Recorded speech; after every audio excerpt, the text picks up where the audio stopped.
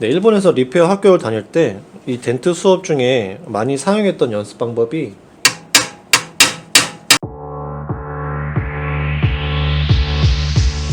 네, 안녕하세요. 제이드라브의 전동원입니다. 오늘은 멀리 제주도에서 악기를 보내주셨습니다. 지금 막 도착했는데요. 한번 열어보고 악기 상태를 확인해 보도록 하겠습니다.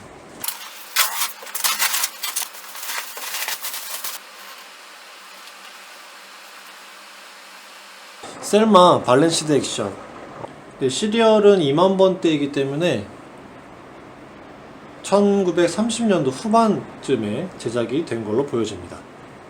네, 이 악기 같은 경우는 주인분께서 전체 수리를 의뢰하셨고요. 제가 봤을 때 일단 패드 상태 같은 경우는 그렇게 나쁘지 않았는데, 일단 이 악기 주인분과 이야기를 좀 나누고 여러 사연이 있기 때문에 전체적으로 오버홀을 하기로 했습니다. 이 악기 같은 경우는 오래된 악기이기 때문에 많은 수리를 거쳐서 왔을 거예요. 특히 뭐 댐이 떨어져서 납땜을 다시 하거나 하는 수리를 많이 반복했던 걸로 보여지는데, 보시면 이렇게 납땜이 옆으로 이렇게 새어 나와서 이렇게 좀 보기가 안 좋죠. 네, 이렇게 벨 브레이스가 있는 부분도 납땜의 그런 흔적이 많이 보입니다. 그렇죠? 네, 옥타브 키 있는 부분도 보시면 이렇게 납땜을 하고 이 흔적이 남았네요. 원래 붙어있던 자리에서 좀 다른 곳에다가 이렇게 댐을 했는데요. 댐이 되어있던 곳에 납이 아직 남아있는 걸 볼 수가 있습니다. 뭔가 딱 봤을 때 이 옥타브 키에 좀 문제가 많이 보이는 것 같습니다. 보시면은 유격도 심하고요. 그리고 이 포스트의 간격이 안 맞아서 이렇게 위아래로 많이 흔들리는 상태입니다. 이번 악기 같은 경우는 시간이 좀 많이 걸릴 것 같은데요. 좀 천천히 꼼꼼하게 작업을 해서 주인분께서 기분 좋게 연주하실 수 있도록 한번 만들어 보겠습니다.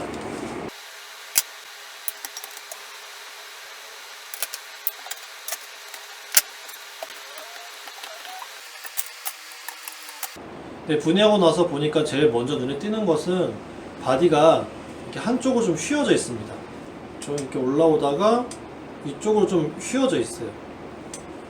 네, 그리고 안쪽에 보면은 이제 듬성듬성 락카가 남아있는 부분도 보이는데요. 지금 이 현 상태로 봤을 때는 남아있는 락카의 색이 좀 악기를 좀 지저분하게 보이게 할 수 있기 때문에 남아있는 락카는 다 제거하고 울긋불긋하게 보이지 않게 작업을 하도록 하겠습니다. 네, 저 같은 경우는 전체 수리할 때 거의 대부분 이 U자관을 바디로부터 떼어내고 작업을 하는데요. 보통 이 U자관이랑 바디의 연결 부분이 납땜으로 문제없이 잘 되어 있으면은 보통 떼어내지 않는데, 이번엔 굳이 또 댐을 뗀 이유는 바디에 자잘하게 있는 덴트라든지 좀 휘어져 있던 바디를 좀 올바르게 세우기 위해서 이렇게 바디를 떼어내서 작업을 하는 것이 좋습니다. 일단 세척을 전체적으로 한번 했고요. 그리고 이제 녹 제거도 한번 했습니다. 아직 더 작업을 해야 되는데요. 네, 그리고 여기 포스트 보면은 여기 밑에 여기 납이 이렇게 뭐라 그러죠? 두툼하게 들어가 있는데, 이런 부분도 다시 제거하고 다시 하도록 하겠습니다. 네, 그리고 스트랩 거리 보시면은 이렇게 움푹 패여져 있죠?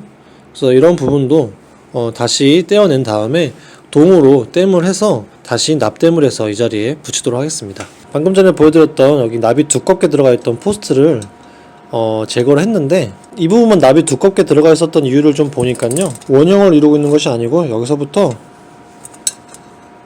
이렇게 뚝 이렇게 각이 져 있어요. 그렇다 보니까 이 부분에다 납으로 보충을 해서 이 높이를 맞춘 것 같습니다. 보통 이런 부분 작업할 때는 이런 맨드릴을 사용할 때도 있고요.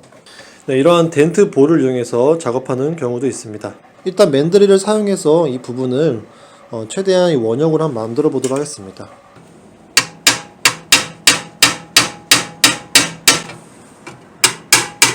네, 일본에서 리페어 학교를 다닐 때 이 덴트 수업 중에 많이 사용했던 연습 방법이 이러한 모양의 좀 묽은 금속, 단단하지 않은 금속 가지고 계속 치는 거죠.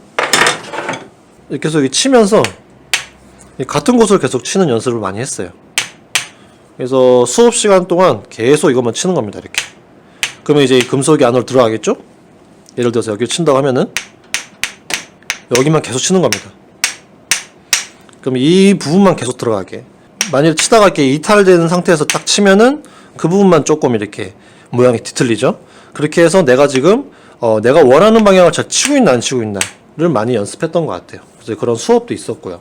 나중에는 뭐 이런 모양의 금속을 동그랗게 원형으로 만들기도 하고 그런 작업을 많이 했습니다.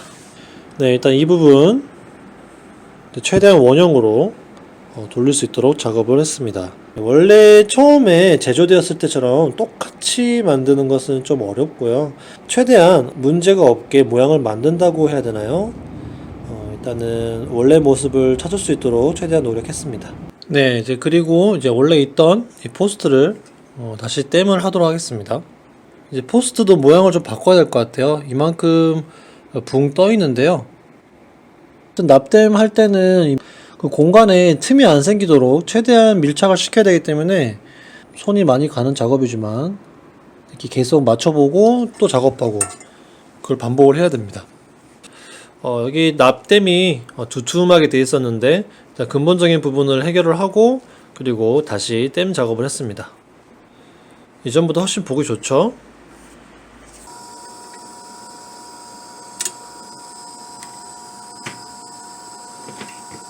네, 이 부분은 이제 동으로 땜을 한 다음에 이제 모양을 만들 건데요. 동땜이 이제 녹을 정도로 가열을 하면은 여기 있는 납은 부글부글 끓게 돼 있어요. 납땜보다 훨씬 더 높은 온도를 가열해야 되기 때문에 잘 붙어 있긴 했지만은 이렇게 떼어낸 다음에 작업을 하는 겁니다. 예를 들어서 와이어로 고정을 시켜둔 다음에 이 부분을 동땜을 해버리면은 안에서 납이 부글부글 끓습니다. 심한 경우에는 안 보이는 이 안쪽에 구멍이 날 수도 있습니다.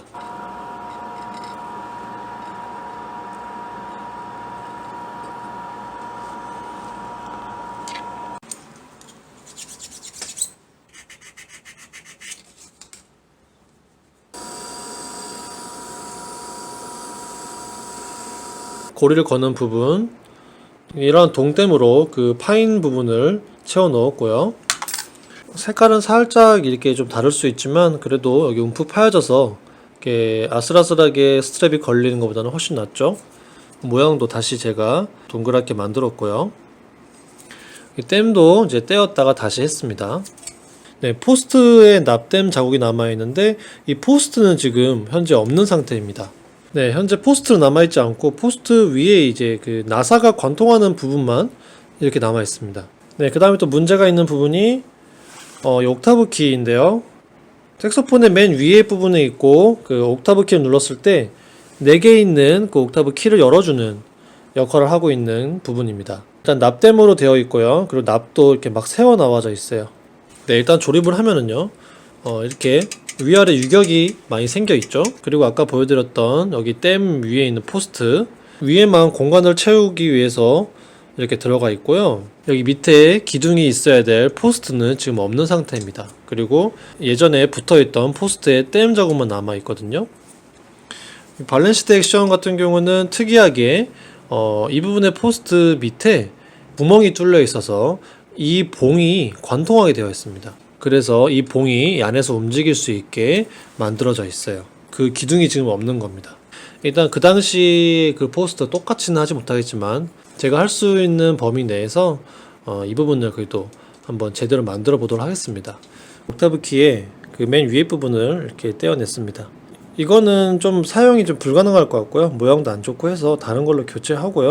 이 부분은 좀 더 강한 강도의 땜을 해주는 게 좋기 때문에 은땜이나 동땜으로 하는 것이 좋습니다.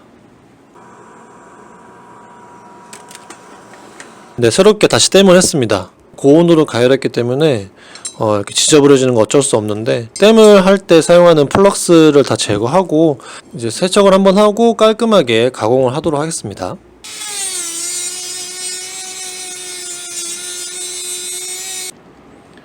네, 옥타브 키는 이렇게 새롭게 가공했습니다. 예, 위에 이 봉이랑 밑에 있는 튜브는 다른 걸로 교체했고요. 네, 외관상으로도 훨씬 보기 좋아졌죠.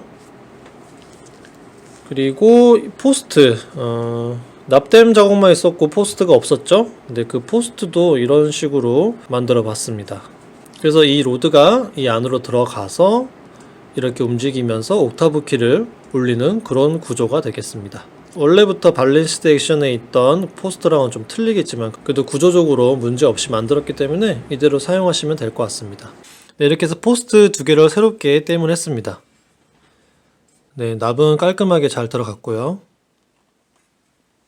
네, 이렇게 해서 일단 바디에 기반이 되는 작업은 다 끝냈습니다. 먼저 한쪽으로 좀 휘어 있었는데 그 바디를 잡았고요. 지저분하게 납땜이 되어 있던 부분들은 다 떼어내서 수정을 했고요. 듬성듬성 있던 그런 덴트 작업까지 했고요. 이제부터는 토너를 한 번씩 체크해보고 스프링도 다 제거되어 있는 상태이기 때문에 스프링 작업과 그리고 패드 작업에 들어갈 겁니다.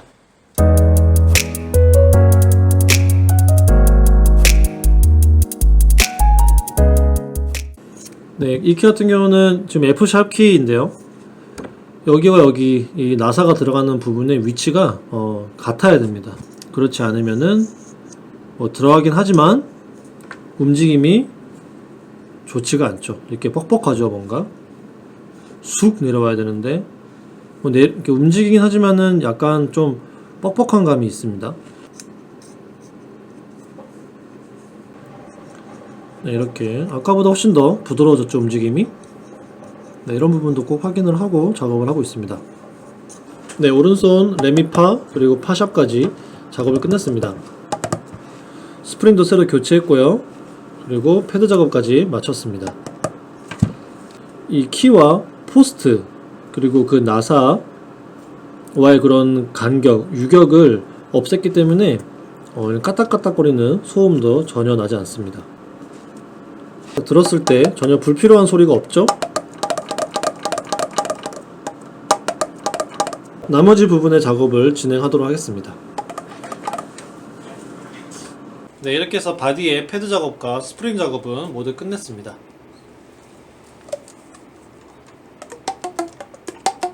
이렇게 터치했을 때 불필요한 소음이 나지 않게 작업을 했습니다. 네, 그리고 이 부분인데요. 원래는 이 포스트가 없었고 여기 댐 작업만 남아 있었죠. 처음에 제조되었을 때처럼 똑같이는 그런 포스트를 만들지 못하지만 그래도 이렇게 포스트에 구멍을 뚫고 새로운 포스트를 이렇게 댐을 해서 저 나름대로 한번 이렇게 만들어 봤습니다. 네, 그럼 이제부터 이제 배를 합체한 다음에 전부 패드 작업을 하도록 하겠습니다.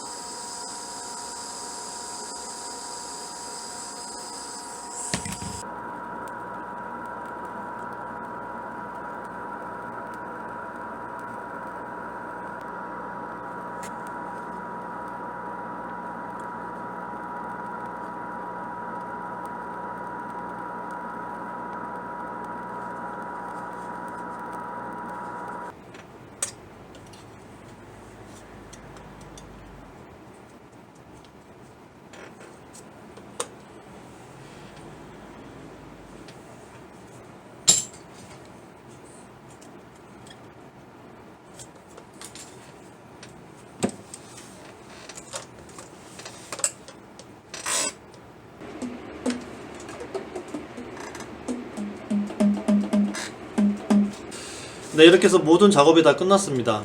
정말 오랜 시간을 들여서 작업을 했고요. 가장 신경 써서 작업했던 부분 중에 하나가 기존에 있는 라카를 제거하고 전체적인 색깔을 빈티지하면서도 지저분하지 않게 만드는데 중심을 많이 뒀습니다. 그리고 지저분하게 보였던 댐들을 다 제거하고 다시 댐 작업도 했고요. 네, 유실됐던 포스트 등의 부품들은 다시 만들어서 세팅을 했습니다. 그래도 이 학기를 작업하면서 많은 공부도 하게 되었고요. 정말 재미있게 작업을 할 수 있었습니다. 네, 끝까지 영상 시청해주셔서 감사합니다. 앞으로 더욱더 유익한 영상으로 찾아뵙도록 하겠습니다. 전동훈이었습니다.